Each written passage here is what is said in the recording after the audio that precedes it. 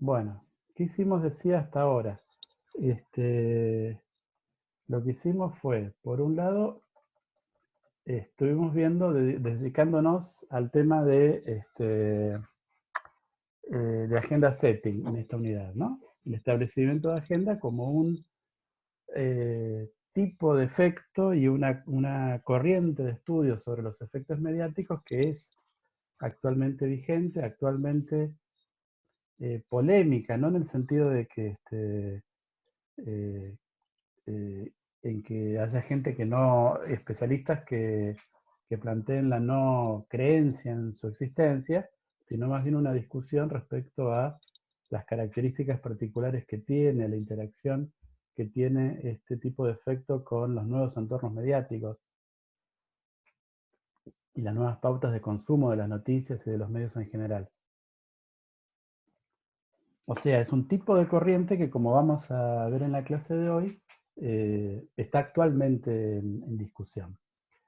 Entonces, lo que vimos fue el desarrollo de esta línea de trabajos de investigación sobre los efectos mediáticos a lo largo de un periodo bastante largo, ¿no? O sea, como dice el artículo de Esteban Zunino, son 50 años ya, 5 décadas de desarrollo, en las cuales se ha ido avanzando. La manera en que el referente de esta corriente, que es Maxwell McCombs, la manera en que él ordena estas cosas es a partir de lo que llama fases en el desarrollo de la perspectiva, lo ordena en 4, tal vez 5 fases, y bueno, fuimos viendo esas fases. Lo que va cambiando de fase en fase es que se va complejizando la cuestión, se van discutiendo más aspectos del efecto de establecimiento de agenda, y se va poniendo el foco en algunas particularidades puntuales. Entonces, en un primer momento, lo que se trata de ver es lo más simple, que sería esta idea de que los medios de comunicación establecen la agenda, y eso quiere decir que aquellos temas que los medios destacan como temas importantes son a su vez asumidos en esa importancia por parte de los públicos. A eso es lo que llamamos la transferencia de la agenda mediática a la agenda pública, de la relevancia de los temas. O sea, ¿por qué nosotros pensamos que tal tema es importante en la política del país? Bueno, fundamentalmente porque los medios informativos le dedican mucho espacio, mucha discusión, mucho tiempo en el caso de los medios televisivos. O sea, al constituirlo como un tema importante por parte de los medios, las audiencias, nosotros, asumimos que ese tema es importante. Bueno, eso sería la primera fase del desarrollo de la corriente. Después esto se va a ir complejizando. Se va a verificar que el efecto no es igual en todas las personas, que algunas personas y en algunos temas esto funciona de manera más directa y más fuerte. Entonces se va a analizar por qué sucede esta cosa y se va a establecer esta cuestión de la importancia de la necesidad de orientación. Es decir, el hecho de que los temas no son igualmente importantes para todas las personas y la información disponible sobre un tema no es igualmente la misma para todas las personas, y de acuerdo a la importancia de la información disponible, lo que aquí se denomina la relevancia y la incertidumbre, es que un tema, es que la agenda informativa tiene más o menos poder de establecer agenda. Y además, los mismos temas, los acontecimientos no son todos iguales. Hay acontecimientos más lejanos de la experiencia de la persona y hay acontecimientos más cercanos. Sobre los acontecimientos más cercanos tenemos formas alternativas de acceder a la información, y por lo tanto el efecto de agenda va a ser más fuerte todavía en aquellos temas donde nuestro conocimiento depende centralmente del acceso a los medios, o nuestro conocimiento está mediado por los medios. Bueno, en un momento posterior, lo que se va a discutir en esta corriente es esta cuestión de los atributos o la agenda de atributos. Es decir, el hecho de que no solamente un tema es más o menos importante, sino que la manera en que ese tema se presenta eh, condiciona lo que las audiencias pueden pensar acerca de ese tema, o de esa noticia, o de ese candidato, o de ese problema. Bueno, esto está muy relacionado, tiene un diálogo permanente con lo que se conoce como los estudios de framing o de enmarcamiento. Es decir, la manera en que,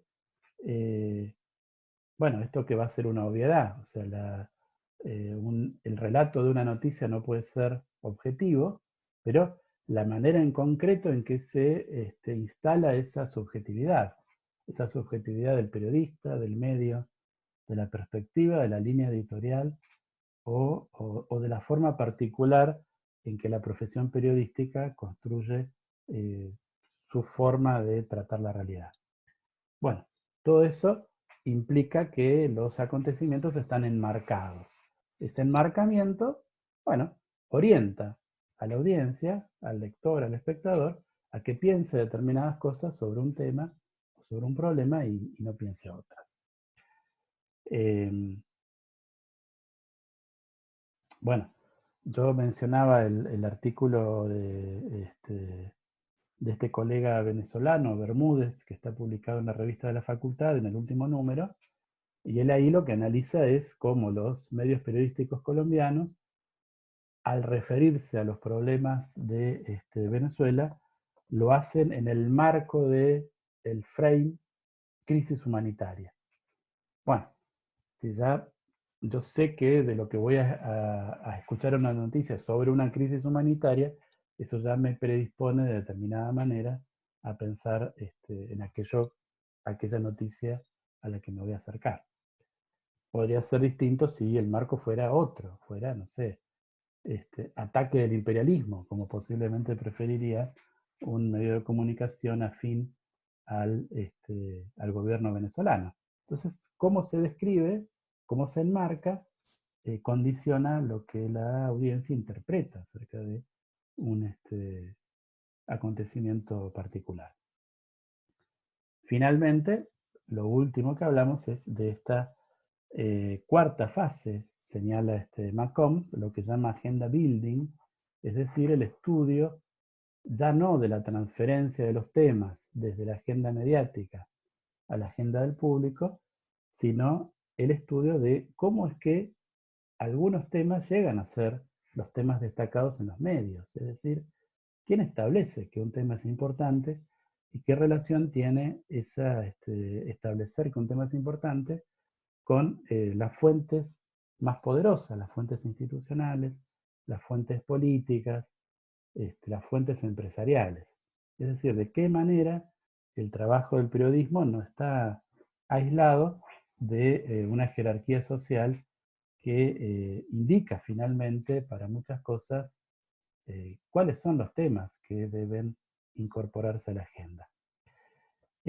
Así como en el caso de los atributos, la agenda setting plantea una relación que por momentos es de confluencia, por momentos de competencia, con una línea de trabajos muy desarrollada que es la de los estudios de framing. En este caso, en este último caso, también hay una confluencia con los estudios de newsmaking, que nosotros no vamos a trabajar aquí, posiblemente los que hagan orientación de periodismo trabajen conceptos de newsmaking en alguna materia de periodismo. O sea, pero hay toda una línea de trabajo de lo que se llama newsmaking o sociología de las noticias, es decir, investigadores que analizan cómo trabajan los medios de comunicación, cómo se organizan y cómo procesan la realidad para convertirla en relatos noticiosos. Eso lógicamente tiene una relación directa, porque de lo que estaríamos hablando es de qué manera se construye la agenda que después se va a transferir a las audiencias. Bueno, hoy a lo que nos vamos a dedicar, si esto lo permite, sí,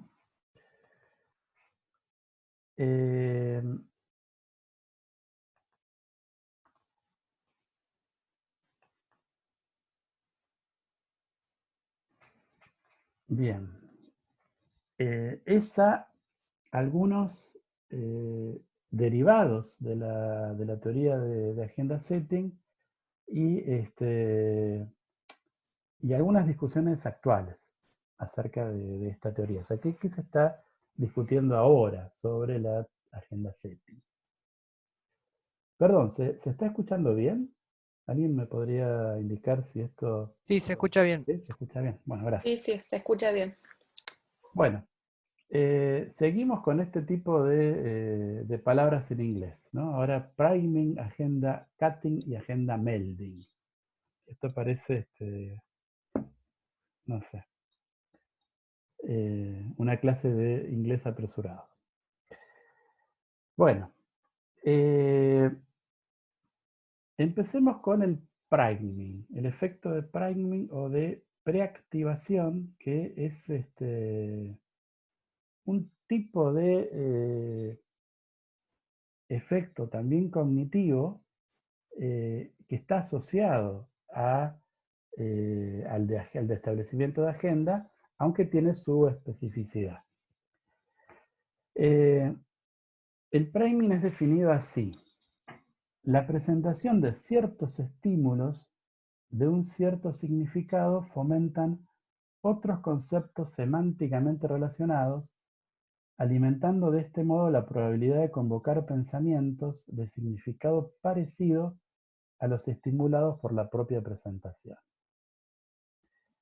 Nosotros no vamos a abundar en este efecto porque nos lleva a un marco conceptual que tal vez merecería una materia en sí mismo, que es el marco de las ciencias cognitivas. Pero cómo el desarrollo de las ciencias cognitivas influye cada vez más la discusión en torno a la relación que los medios de comunicación pueden establecer con las audiencias, me pareció importante como abrir una ventana a de qué se trata esto. Esto no entra en el parcial, no les vamos a hacer preguntas sobre esto, pero simplemente para que vean este panorama. A ver, acá lo que se postula es una idea del funcionamiento de la mente. La mente no como el cerebro, aunque sí la mente asociada al cerebro. O sea, la mente es el aspecto funcional del cerebro, el cerebro es el aspecto físico, biológico. No hay una disociación entre mente y cerebro. O sea, lo que se plantea es que la mente, que son nuestros pensamientos, tiene un correlato físico-neurológico. O sea, la manera en que pensamos de alguna forma implica una estructura cerebral y conexiones neuronales físicas. Entonces, la forma en que pensamos, los conceptos, funcionan como redes. Un concepto está asociado a otros conceptos. O sea, los pensamientos no se dan de manera individual, como una cosa aislada unos de otros, sino que funcionan articulados con otros. Y entonces, el convocar determinado pensamiento puede hacer que se estimule la conexión con otros pensamientos que están conectados en red con ese. Vamos a poner, pongo un ejemplo para que se pueda ir entendiendo esto. Yo vivo en Radatili. Me desplazo habitualmente en automóvil para ir a trabajar, a dar clases a la universidad, o también para visitar a mis padres que viven en el 3. Siempre hago el mismo recorrido. O sea, voy por la ruta, voy por la avenida Ducos, rodeo el centro y voy para la zona norte. A veces me pasa que tengo que ir a hacer algo al centro. No sé, un trámite, comprar algo, lo que sea. Y sin embargo, cuando voy por la ruta, por ahí estoy pensando en otra cosa y entonces me doy cuenta que me pasé, que hice el mismo camino de siempre sin entrar por el centro. Creo que a todos nos pasan cosas parecidas. O sea, ¿qué es lo que esto indica? Lo que indica que uno tiene como costumbres, pero esas costumbres indican secuencias de pensamientos, de sentimientos, de acciones. El cerebro ya está acostumbrado a que las cosas se hagan de determinada manera, y entonces si lo pongo en piloto automático, va por ese sendero. ¿Sí? No hace las... No, una cosa lleva a la otra, sería. Bueno, acá la idea es que a nivel de los pensamientos en general, porque el efecto de priming eh, se ha utilizado mucho como concepto para el estudio de la incidencia de la violencia, es decir, de cómo los mensajes violentos pueden generar conductas violentas. Toda una problemática sobre la que hay toda una biblioteca que nosotros no estamos abordando en esta materia, pero hay mucho analizado, investigado, discutido y polemizado en torno a la relación, la influencia, el efecto que existe o no existe de los mensajes violentos sobre las conductas de las personas y si generan o no agresión o violencia.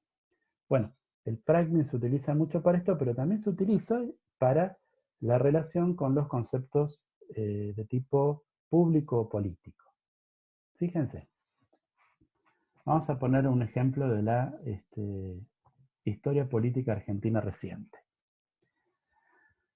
En 1983, en la campaña de elecciones, la primera de la transición democrática, donde finalmente fue electo Raúl Alfonsín como presidente, hubo 2 días antes o 3 antes de la fecha de las elecciones, creo que fue el jueves y se votaba el domingo, hubo un enorme acto en la capital federal, en la avenida 9 de Julio, del Partido Justicialista, que llevaba otro candidato. El candidato era Vittel. Bueno, en ese acto, en el balcón, el que era candidato a gobernador por la provincia de Buenos Aires del Partido Justicialista, que era un señor que se llamaba Herminio Iglesias, tuvo una conducta muy desafortunada. Le acercaron un ataúd que tenía, como se ve en la foto, decía Alfonsín y tenía la sigla de la Unión Cívica Radical y una corona como corona funeraria, y Herminio Iglesias le prendió fuego. Bueno, después, en las elecciones de 3 días después, el Partido Justicialista, por primera vez en su historia, perdió una elección nacional. Ganó Alfonsín. Y este acto por el cual Herminio Iglesias quemó el cajón, bueno, se convirtió en parte del folclore político argentino. Algunos han establecido que culpa de ese gesto el Partido Justicialista perdió las elecciones, otros han relativizado esa circunstancia, pero de cualquier manera cuando un político mete la pata de una manera muy tremenda en Argentina, se suele decir que lo que hizo fue quemar el cajón de Herminio, o sea, cuando mete la pata de una manera que es irrevocable. Bueno, esto fue en 1983. Herminio Iglesias vivió casi 25 años más y falleció en 2007. ¿Mm? ¿Qué hizo en esos 25 años? Bueno, fue diputado y habrá hecho un montón de cosas. No sé, habrá tenido familia, empresas, habrá sido, qué sé yo, habrá tenido una ONG, sido benefactor, no sabemos. Ahora, se murió. ¿Qué dijo Página 12 cuando se murió Herminio Iglesias 25 años después de este acontecimiento? Murió Herminio, el del cajón. Herminio Iglesias fue sindicalista, intendente de Avellaneda, diputado y fallido candidato a gobernador de Buenos Aires. Su quema del ataúd con la sigla UCR fue el símbolo de la derrota del peronismo a manos del radical Alfonsín. Página 12, un diario de una orientación política determinada. Veamos qué dijo el diario de la orientación política contraria, La Nación. Murió ayer Herminio Iglesias. El dirigente peronista se hizo famoso por haber quemado un ataúd en un acto.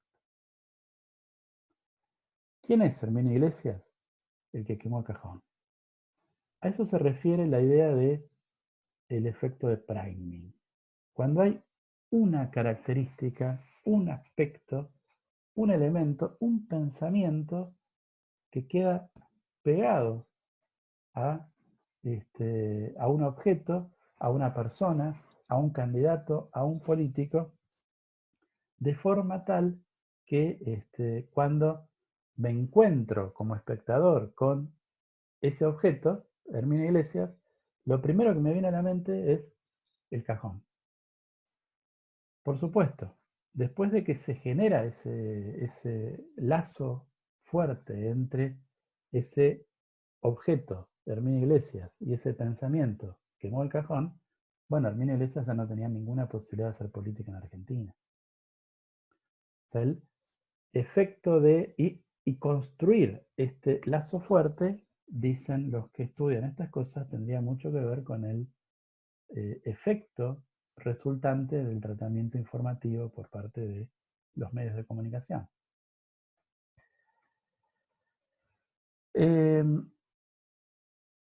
Como les decía, esto nos lleva a un marco conceptual diferente al que estamos recorriendo, que es el de las ciencias cognitivas. Las ciencias cognitivas además están relativamente de moda y son, a diferencia de muchos otros aspectos del conocimiento científico, bastante entretenidas.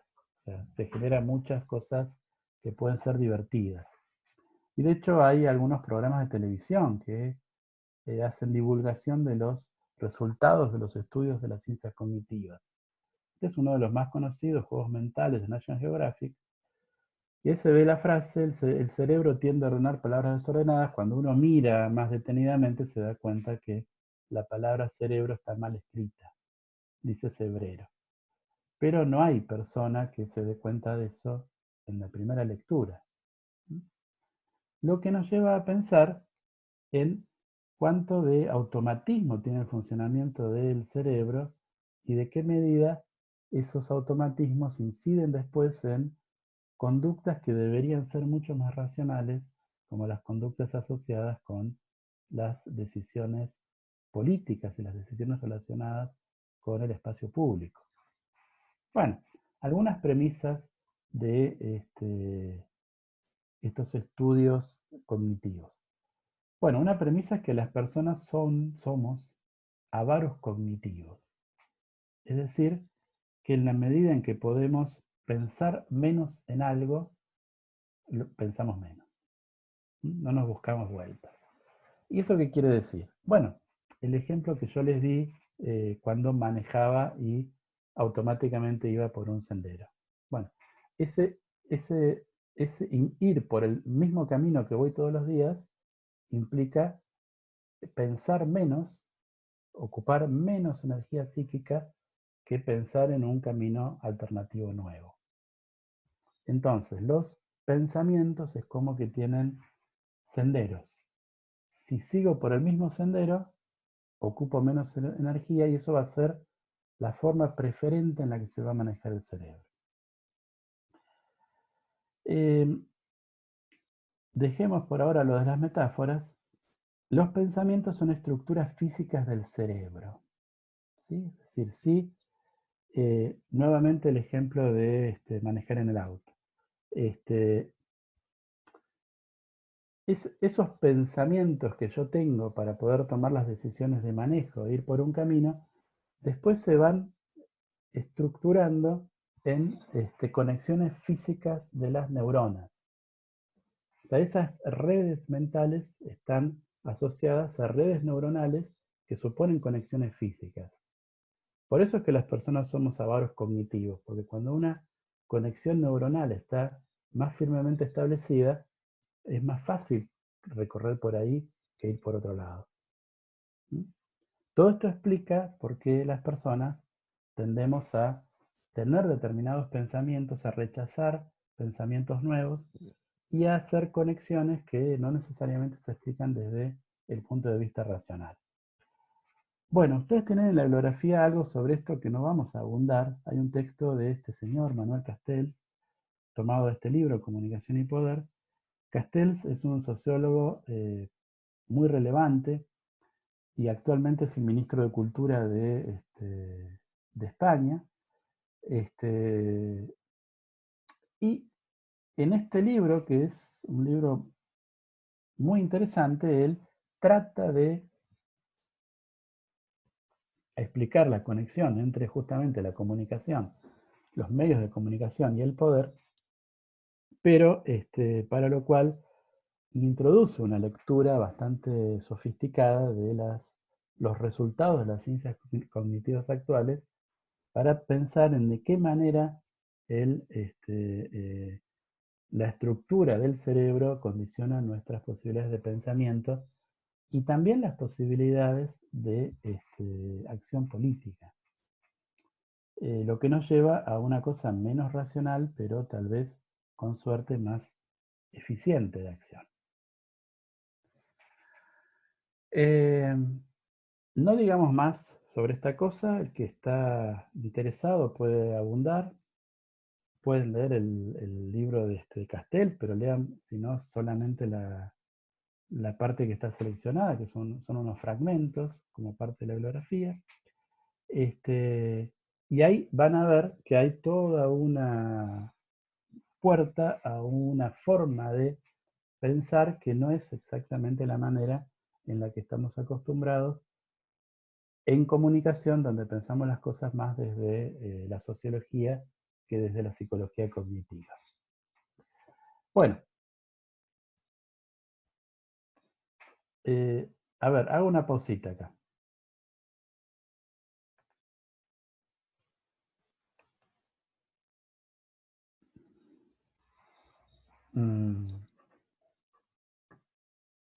A ver si puedo desconectar esto. Sí. ¿Cómo vamos? Esto, yo entiendo que esto tiene su complejidad, pero no sé si, si por lo menos les parece de interés.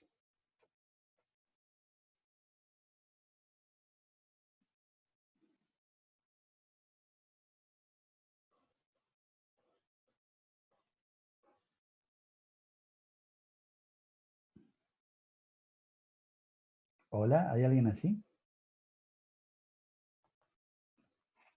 Yo puedo hacer una pregunta que por ahí Sí. resulta útil.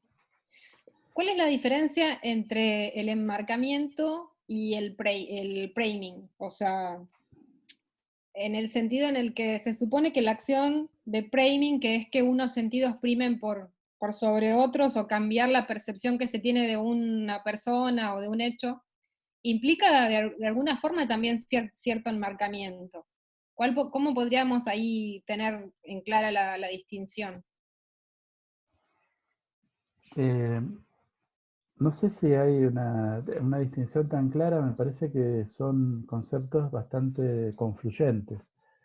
Me parece que la gente que se enfoca en la cuestión del priming este, tiene más interés en las conexiones cognitivas, ¿no? O sea, en cómo un concepto queda asociado semánticamente a otros conceptos.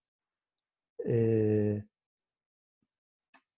el efecto por ahí tiene que ver, o sea, de hecho, no sé si hay una diferencia tan fuerte, tal vez la diferencia esté en los enfoques disciplinarios, en las trayectorias de ese tipo, no sé si tanto a nivel conceptual.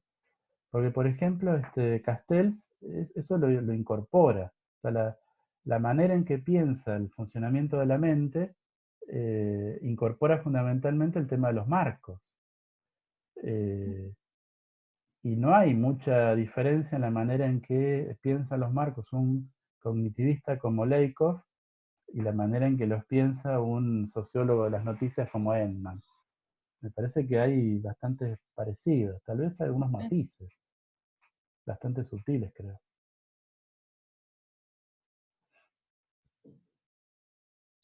Fíjense, Lakoff es un señor que escribió un libro sumamente interesante, muy interesante, con otro autor, que se llama Metáforas de la vida cotidiana.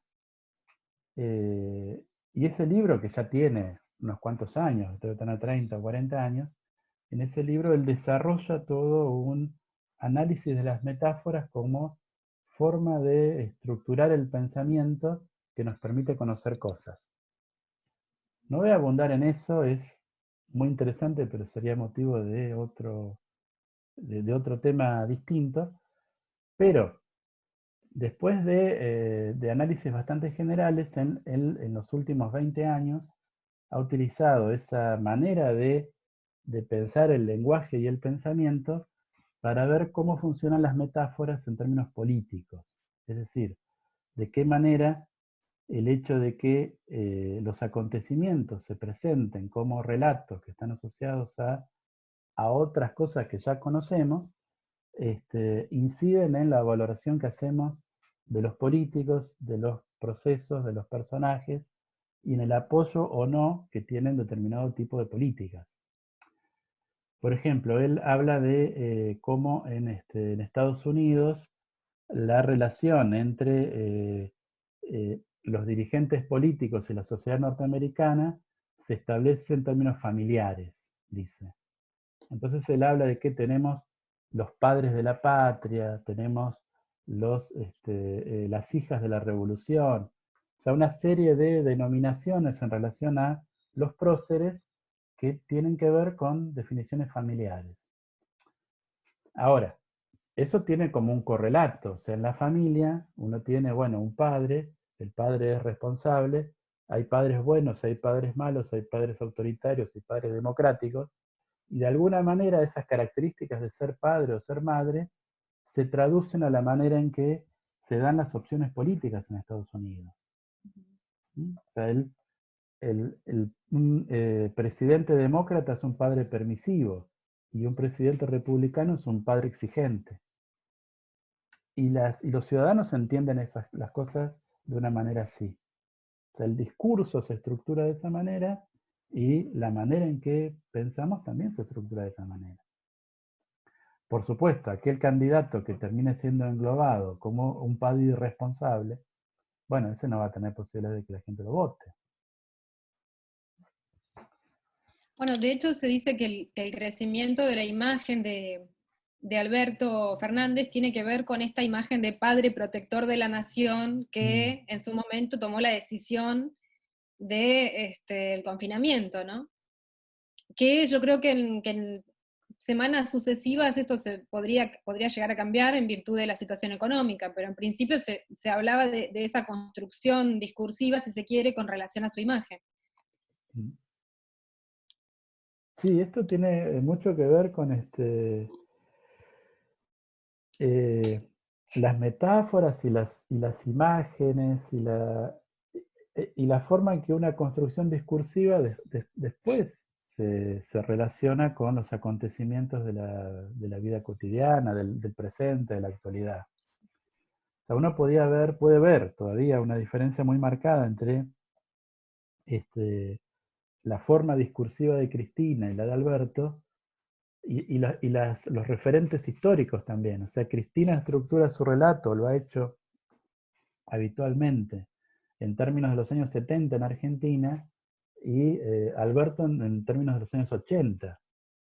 Y esa referencia histórica implica, podría no implicar nada si uno fuera absolutamente racional, pero como las cosas no son absolutamente racionales, termina implicando marcos diferentes para posicionar las actividades, las acciones y las decisiones, que son bastante diferentes, creo.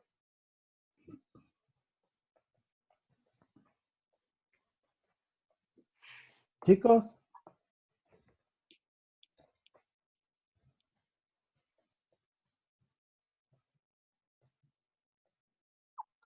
Hola, ¿cómo están? Bien. Entonces, en esta unidad vamos a estar trabajando con el texto de Castel. No, trabajando no. ¿O cuándo entramos a...? No, está ahí el texto de Castel, pero no vamos a hacer hincapié en él. O sea, no, para decirlo en estos términos, si no lees Castel, podés hacer igual el parcial. Pero yo quise plantearles que hay un mundo de estudios de efectos de los medios de comunicación que no está comprendido por lo que venimos viendo hasta acá. Que no vamos a abordarlo, pero bueno, está ahí. Entonces el parcial se entrega al 18, ¿no? Es ese punto 2, el punto 2 es el parcial, o yo estoy malinterpretando. No, Porque vi unas cosas que subió Celina, eh, y bueno, nos daba la opción también, o sea, lo que es el trabajo práctico 2 sería la primera consigna, la segunda es opcional, y al ser opcional también es parte del parcial, ¿o no? no. A ver, las consignas de los trabajos prácticos en algunos casos retrabajadas y ampliadas un poco les pueden servir perfectamente para el parcial, pero el parcial tiene su autonomía. Están puestas las consignas en el campus y ahora enseguida lo vemos, pero yo quisiera terminar la exposición antes.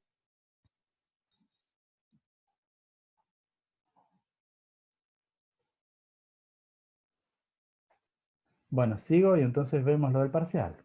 A ver.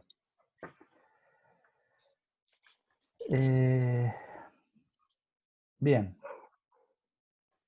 Quisiera ahora ver con ustedes algunas derivaciones actuales de la teoría de agenda setting, como la llama Natalia Aruguete, es decir, la manera en que se está discutiendo ahora la cuestión de la agenda. Un primer acercamiento es este de la agenda cutting, definido como el proceso por el cual los problemas o cuestiones no llaman la atención dada la poca o nula cobertura mediática que reciben. A ver, esto es una consecuencia más o menos lógica del proceso de establecimiento de agenda. Si yo digo que el hecho de que los medios traten determinado tema lo vuelve importante para la audiencia, implícitamente también estoy diciendo que el hecho de que no traten otro tema hace que la audiencia lo considere menos importante o lo desconozca. Bueno, hay algunas investigaciones, aunque esto tiene más que ver con un trabajo casi de activismo comunicacional, que lo que buscan es mostrar que hay problemas, temas, noticias que son importantes y deberían ser tratados por los medios de comunicación y no lo son. ¿Por qué no lo son? Bueno, por los intereses políticos, por los intereses económicos, por la distancia entre el tema y las formas de organización de la profesión periodística y por muchas otras cosas más. En parte hay un punto de contacto acá con lo que Noam Chomsky llama la teoría o el modelo de propaganda. O sea, Chomsky ha explicado cómo, frente a acontecimientos que son de dimensiones similares, los medios de comunicación norteamericanos tienen tratamientos informativos totalmente disímiles de acuerdo a los intereses del gobierno norteamericano y a la afinidad con la cultura de Estados Unidos en sí. Por ejemplo, ha comparado el genocidios, o sea, episodios de matanzas sistemáticas de grupos humanos en distintos lugares del planeta y cómo aquellos que involucraban que el perpetrador del genocidio era un enemigo de Estados Unidos, tenían amplia cobertura en los medios norteamericanos, y cómo cuando era un amigo de Estados Unidos, la cobertura era despreciable. Entonces él habla, por ejemplo, de víctimas dignas y víctimas indignas de tratamiento mediático. Bueno, con esta idea hay toda una acción casi de activismo comunicacional, lo podríamos llamar. O sea, Natalia menciona el proyecto Censored, que es un, ahí está creo en el apunte, lo pueden buscar en internet, es un proyecto llevado adelante por profesores y estudiantes de comunicación norteamericanos desde hace creo que 25 años, donde lo que hacen es justamente darle cobertura a las noticias importantes que no son consideradas por los grandes medios. Claro, acá hay un problema evidente y es ¿cómo hago yo para saber que una noticia que no es considerada por los grandes medios es suficientemente importante?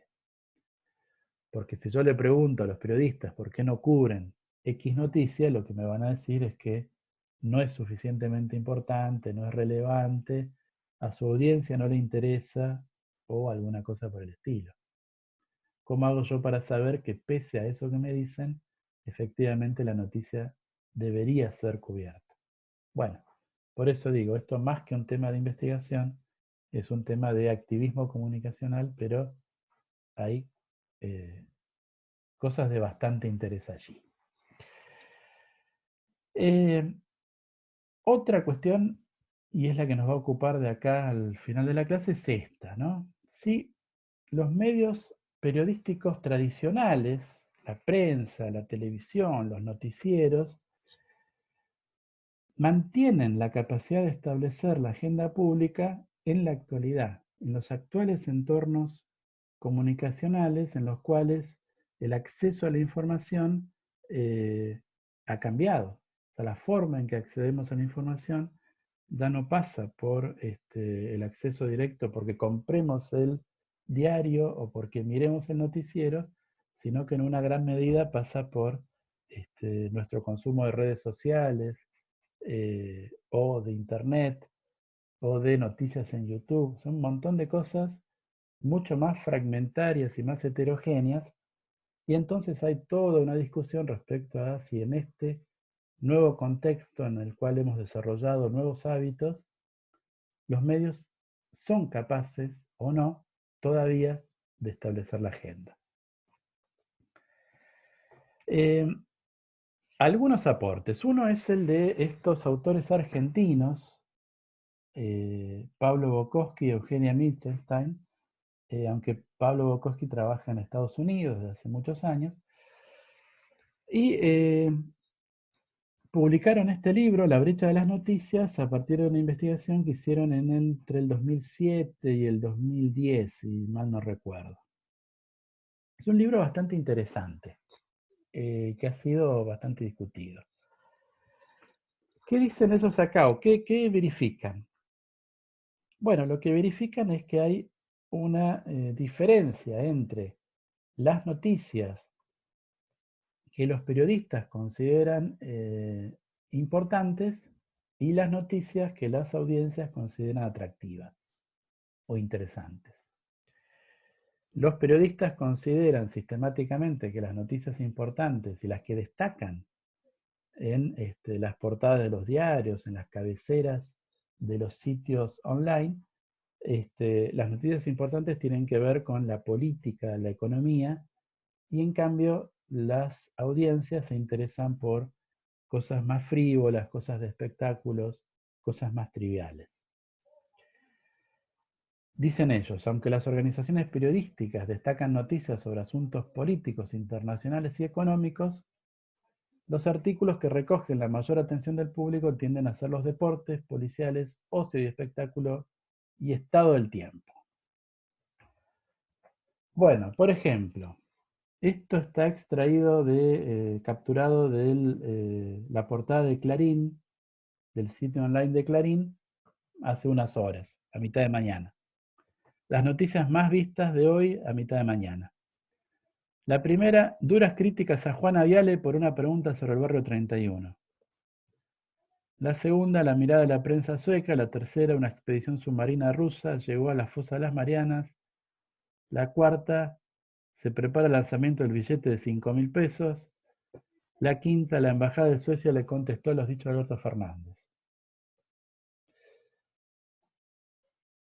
La quinta podría ser una noticia tal vez destacada periodísticamente, pero las otras evidentemente no. O sea, ningún periodista va a considerar que salvo que sea un periodista de espectáculos, va a considerar que una noticia importante es que la critican a Juana Viale, ni tampoco va a aparecer como destacada necesariamente lo que hace una expedición submarina rusa o el billete de 5.000 pesos. O sea, lo que le interesa a las personas, a los lectores, suele ser diferente de lo que le parece a los periodistas que es lo más destacado o lo más importante. Bueno, ¿cómo hacen Bukowski y Mittelstein en su investigación? Bueno, comparan esto, se analizan portales de diarios de distintos países, de Europa Occidental y de América Latina y de Estados Unidos, y comparan las noticias que aparecen destacadas periodísticamente con aquellas que aparecen, como en esta filmina, como dijo el presidente, las que aparecen como de más interés. Y observan sistemáticas diferencias que ellos llaman brecha de las noticias. Acá lo que tenemos representado en el gráfico es el porcentaje de noticias de interés público, porque ellos dicen, bueno, hay noticias de interés público y noticias que no son de interés público.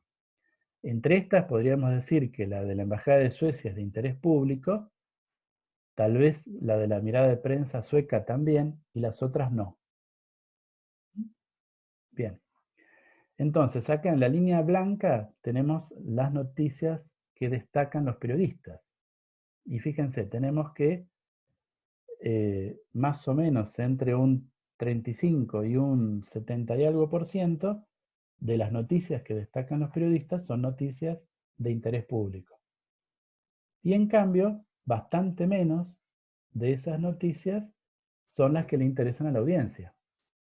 ¿Por qué? Bueno, porque a la audiencia le interesa Juana Viale, el billete de 5.000 pesos y alguna otra cosa. Por lo tanto, esas son noticias que no son de interés público. Bueno, esto que acá está planteado en todos los diarios que ellos analizan, de Estados Unidos, Europa Occidental, Sudamérica, esa brecha se mantiene cuando separan a los periódicos de acuerdo a la orientación política, entre los que son conservadores y los que son progresistas, y también cuando los separan de acuerdo a la zona geográfica. Es algo que pasa tanto en Europa como en América Latina como en Estados Unidos. O sea, en todos lados hay una brecha entre lo que los periodistas destacan como de relevancia y lo que las audiencias consumen como de más interés. Ellos sacan de esto una consecuencia con la que yo no estoy del todo de acuerdo, o yo no estoy de acuerdo. Dicen, en contra de la idea de que los medios dominantes tienen una capacidad fuerte y relativamente uniforme de fijar la agenda, argumentamos que dicha capacidad depende del contexto y es un tanto limitada durante los periodos de actividad política normal.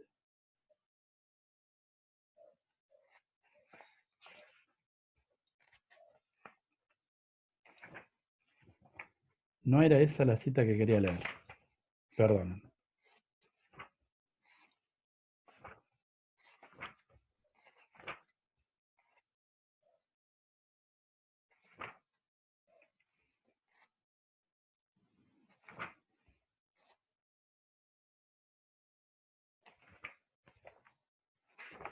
Perdí la cita.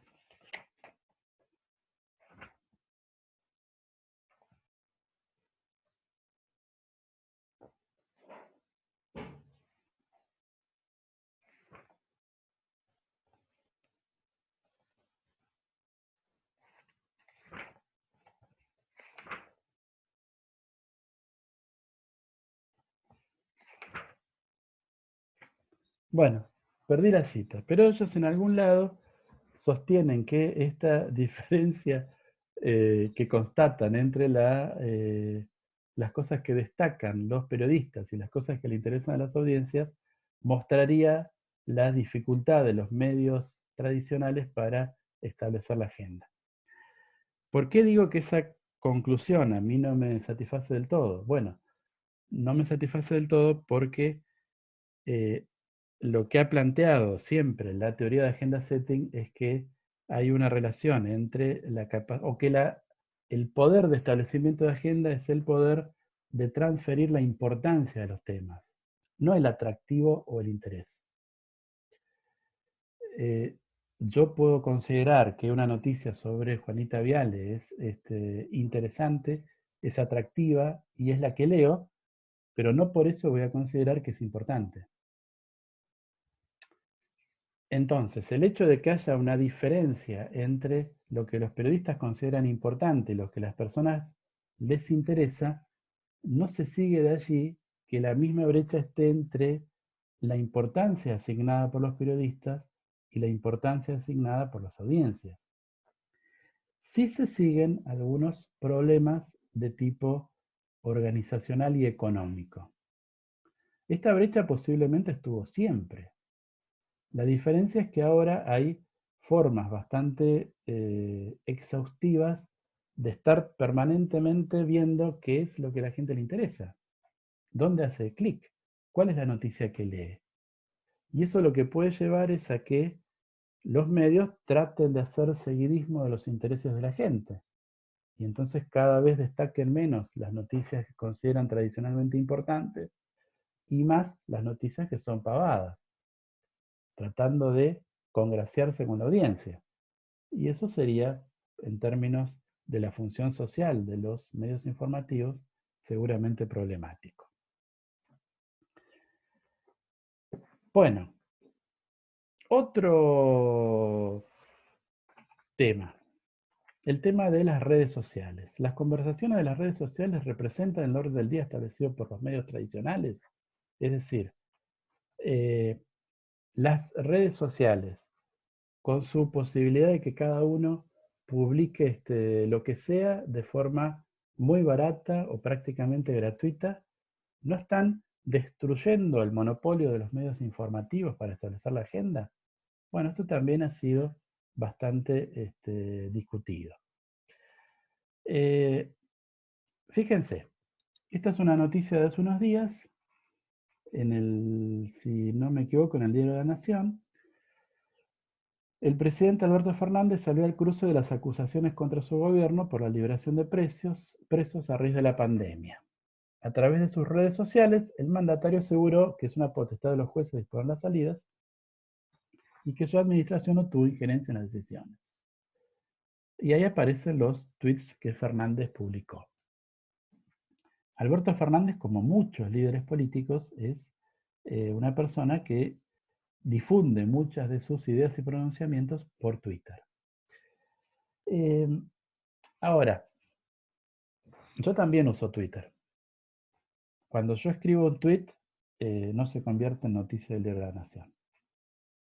Eso es obvio. Cuando Alberto Fernández lo escribe, sí. ¿Por qué? Bueno, él es el presidente por la y yo no. influencia. Claro. Entonces, lo que acá tenemos más bien es que el rol de las redes sociales es dar una herramienta nueva, un poco distinta, tal vez con alguna particularidad, a lo que es el proceso de agenda building. O sea, Alberto Fernández no es que construye la agenda de la nación por el hecho de ser tuitero. Construye la agenda del periódico La Nación porque es el presidente. Entonces, de hecho, o sea, los análisis que hay muestran que los medios periodísticos utilizan Twitter como fuente de información, fundamentalmente cuando viene de fuentes oficiales, políticos, dirigentes muy conocidos, actores de lobby y empresas grandes o cámaras. Es decir, cuando hay las mismas fuentes institucionales que antes mandaban una gacetilla, ahora se pronuncian en Twitter. Entonces esto no estaría mostrando que hay una dinámica demasiado diferente, por más que ahora haya un uso muy profuso de redes sociales. Las dinámicas parece que en parte son parecidas. Ahora, lo que sí aparece es este último concepto dentro del marco de la agenda, que es el de agenda melding. Esto sería fusión de agendas.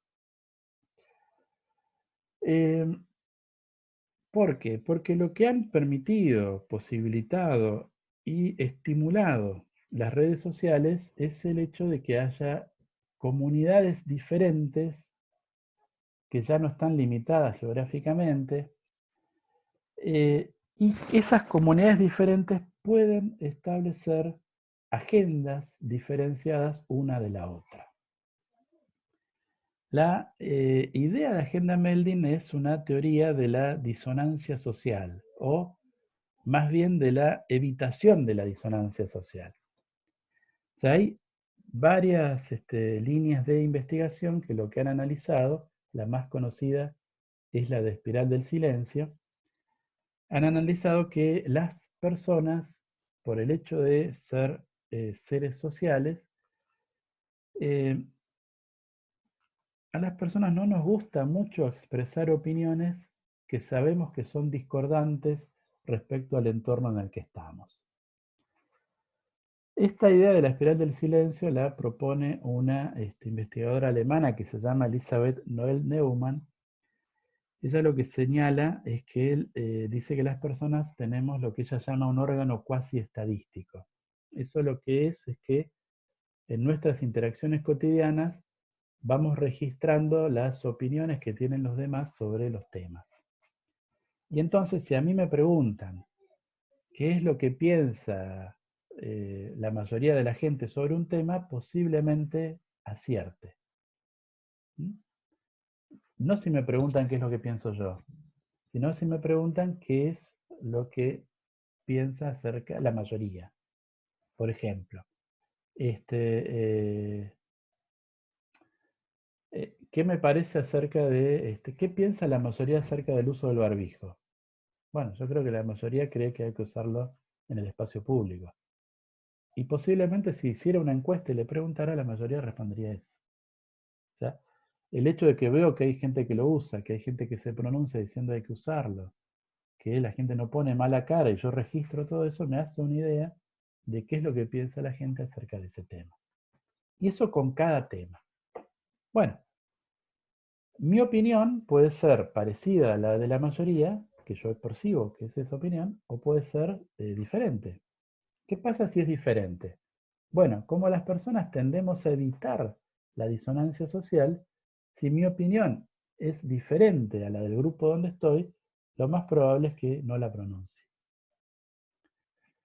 Como no pronuncio esa opinión, es una opinión menos a favor de esa posición. Y entonces los demás empiezan a percibir que esa opinión es todavía más minoritaria de lo que parecería. Y se da este fenómeno que ella llama de espiral del silencio. Determinadas opiniones, perspectivas, pareceres empiezan a ser silenciadas en una sociedad. Nadie las pronuncia porque no son políticamente correctas. Bien, entonces, la idea es que, como evitamos la disonancia, vamos a reunirnos de personas que más o menos piensen como nosotros. Y si esto era algo que era difícil de hacer en el mundo físico, porque no elijo a todos mis vecinos y a las personas con las que comparto la cola del supermercado, es algo que es perfectamente posible de hacer en el mundo virtual, donde sí efectivamente elijo quiénes son mis amigos y a quiénes sigo. Entonces, en el modelo de fusión de agenda, los individuos se mimetizan con sus comunidades de pertenencia, conectando con otros a los que se asemejan por afinidad social y cognitiva a la hora de discutir temas. En este marco está el artículo de Ernesto Calvo y Natalia Aruguete, Tarifazo, medios tradicionales y fusión de agenda en redes sociales. Ellos hacen un análisis bastante sofisticado a partir de un caso particular que son los tweets que se publicaron sobre el tema tarifazo, y eso fue, si mal no me equivoco, en 2016.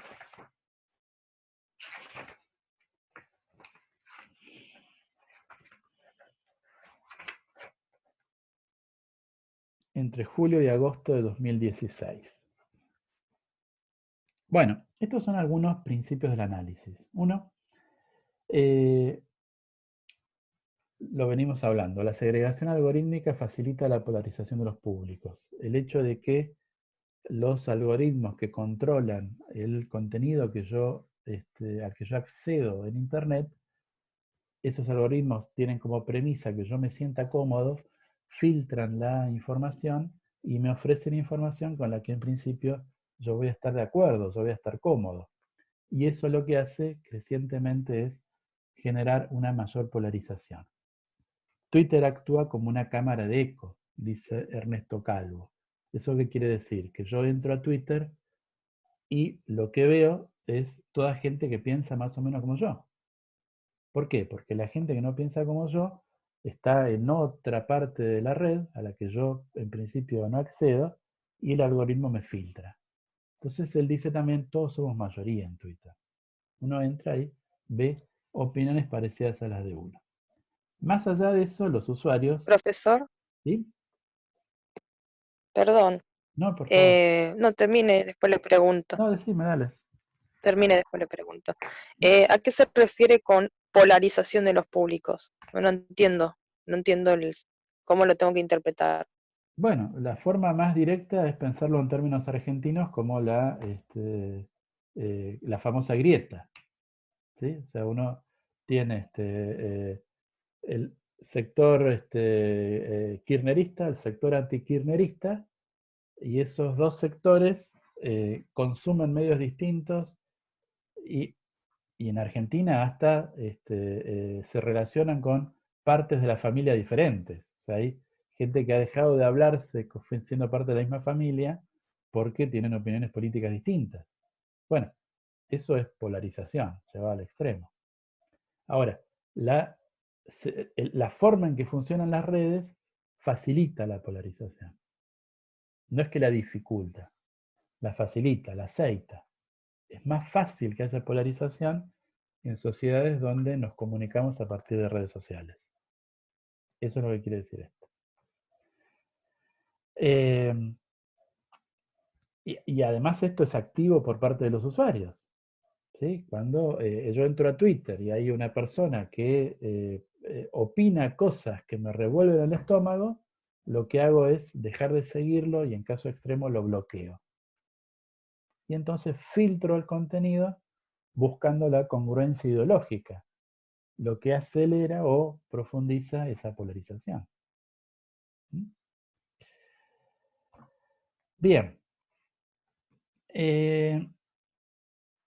La idea de esta investigación que Calvo y Aruguete realizan en este artículo es esta, que esa idea de congruencia o de disonancia cognitiva, congruencia es cuando la información es amable con mi estructura de pensamiento, disonancia cuando esa información conflictúa con mi estructura de pensamiento, la congruencia o disonancia de una información incide en la manera en que se distribuye en una comunidad y favorece la polarización. Ellos ponen un ejemplo que voy a leer porque es más claro que lo que yo podría interpretar. Dicen así. Imaginemos un individuo, Juan Tuitero, que observa en su muro 3 publicaciones. La primera publicación es de su político favorito, Paula Presidente, sobre un tema con el cual coincide plenamente, por lo que decide inmediatamente retuitear el contenido a sus amigos. Juan Tuitero sigue a Paula Presidente, que es su político favorito. Paula Presidente publica algo con lo que él acuerda y enseguida lo retuitea. La segunda publicación es sobre un tema respecto del cual no hay mucho acuerdo con Paula Presidente. Justo Paula Presidente, que es mi política de referencia, dice algo con lo que yo no estoy totalmente de acuerdo. Por ejemplo, hay temas que yo puedo ser muy... Bien.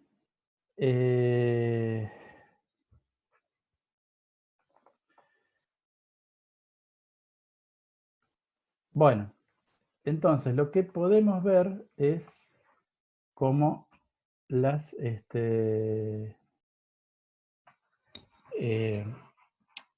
redes sociales, las nuevas formas de acceso a la información, bueno, no conflictúan totalmente con la teoría de agenda setting, sino que exigen nuevas formulaciones, retraducciones, nuevos conceptos, complementaciones, como esta idea de la agenda melding, de que no hay una agenda que los medios imponen uniformemente a las audiencias, sino que hay distintas agendas en una situación de fuerte polarización, al menos dos agendas, y que eso está muy alimentado por la lógica algorítmica que está atrás de las aplicaciones que utilizamos para acceder a la información hoy.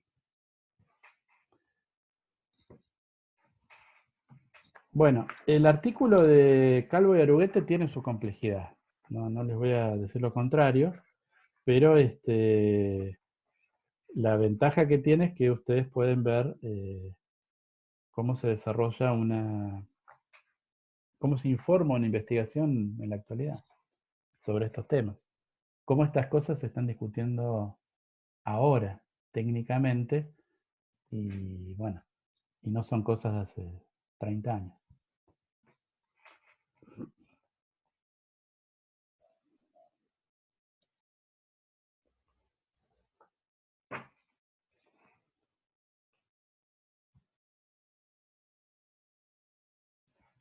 ¿Puede explicar lo de la teoría de la espiral de la espiral del silencio? ¿O esto está relacionado con esto de la teoría de evitación y de disonancia social? Está relacionado con eso, la explico muy brevemente. A ver, ahora en muchas encuestas preelectorales se plantea la pregunta de esta manera. Le preguntan a la persona, bueno, ¿a quién va a votar usted? Y la persona dice, bueno, voy a votar a López. Okay. ¿Y quién cree que va a ganar? Y el quién cree que va a ganar no siempre es el candidato que yo voy a votar. O sea, muchas veces me preguntan a mí a quién voy a votar a fulano, pero yo sé que fulano va a perder, o creo que va a perder. ¿De dónde saco esa idea de quién va a ganar y quién va a perder?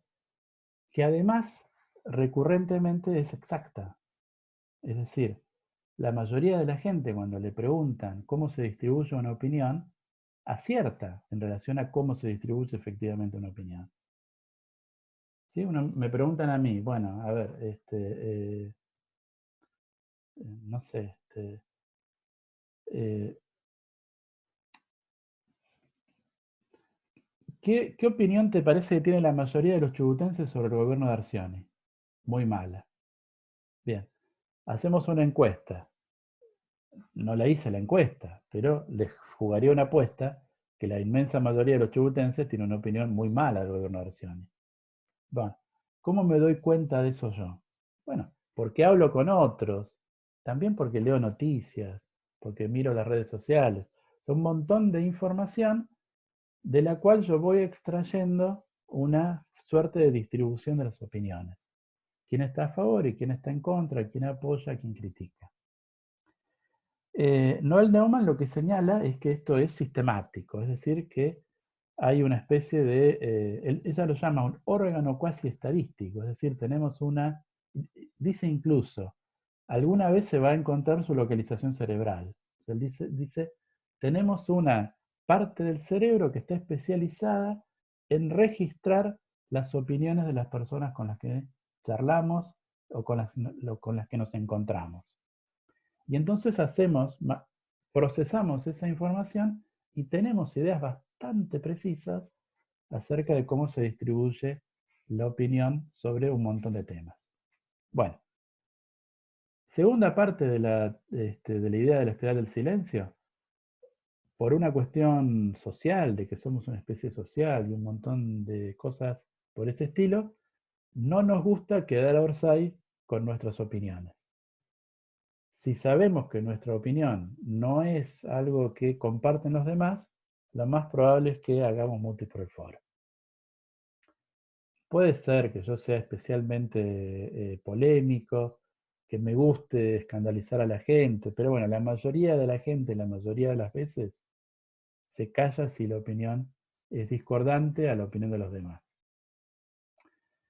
Eso hace que si yo tengo registro de que una opinión es discordante, mi opinión, me la callo, con la cual esa opinión no se expresa. Y entonces no permite que el otro sepa que yo tengo esa opinión. Con lo cual, la opinión esta que está callada cada vez tiene un lugar menor en el espacio público. A eso es a lo que ella llama la espiral del silencio. Lo que explica, dice, que haya veces en las cuales se dan situaciones electorales en las cuales parecía que fulano no iba a ganar y después resulta que gana y gana cómodo. ¿Y qué es lo que pasó? Bueno, lo que pasó es que como parecía que no iba a ganar, los que lo apoyaban no lo hacían muy efusivamente, pero después fueron y votaron, dice. Entonces hay situaciones en las cuales una opinión cae como en el silencio, queda silenciada. Lo que importa a los que trabajan la idea de agenda melding acá es esta idea de que, bueno, evitamos opiniones que sean muy discrepantes y nos adherimos a opiniones que sean parecidas a la nuestra. Y cuando eso es posibilitado por las herramientas técnicas, lo hacemos activamente. Seguimos a los políticos con los que simpatizamos y no seguimos a los políticos que detestamos. ¿Sí?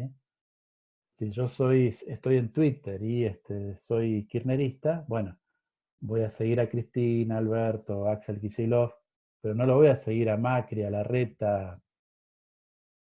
Por lo tanto, lo que dicen Macri, Larreta, Elisa Carrió, o no me voy a enterar o me voy a enterar de una forma muy mediada. Y viceversa, ¿sí? O sea, no es una cuestión de que estas características sean propias de los que piensan de determinada manera políticamente. No sé si eso explicó algo. Sí, quedó claro, gracias.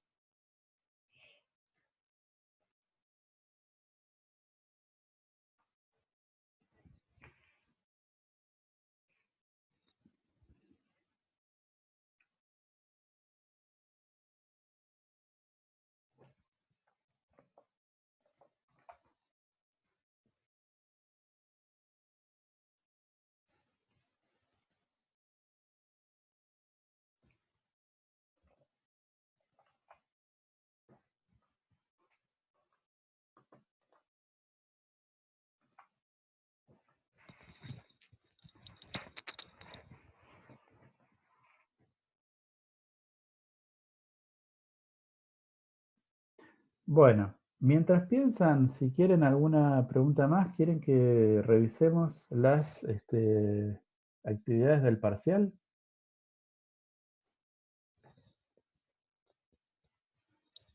El parcial tiene 3 actividades. Voy a parar la grabación.